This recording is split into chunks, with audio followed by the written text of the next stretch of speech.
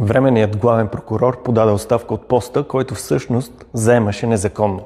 Това е човекът, който спря разследването срещу 72 брокери на гласове с имунитет. Човекът, който благослови разследванията срещу мен, главния секретар и 3 министри по сигнали на кафявите медии, докато се борехме за честни избори. Сарафов беше известен с обядите с джуджета и контактите с еврото. Нашата заслуга е, че не замълчахме под ударите на неговите шпиц команди.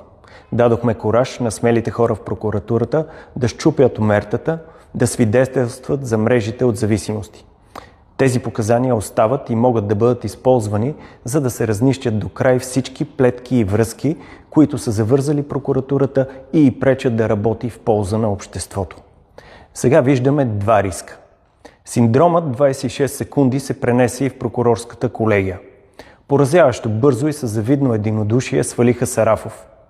Рискът е новият човек на неговото място да се окаже като стария. Защото знаем, че там менюто е кратко, а прегрупирането става бързо, когато някой се обади. Решението днес изглеждаше добре планирано, добре режисирано и изпълнено като за пред публиката. Другият риск е политиците да решат, че тази пирова победа е спечелила дългата война за справедливост.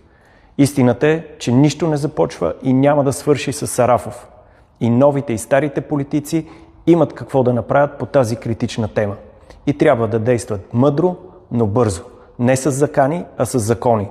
И с почтеност. Защото джуджетата са много, евро също има, както се видя по изборите. И ако им се позволи, ще си отхапят опашката, но ще оцелеят. После ще се прегрупират, ще се размножат и ще пребъдат. Новият парламент не трябва да го позволява.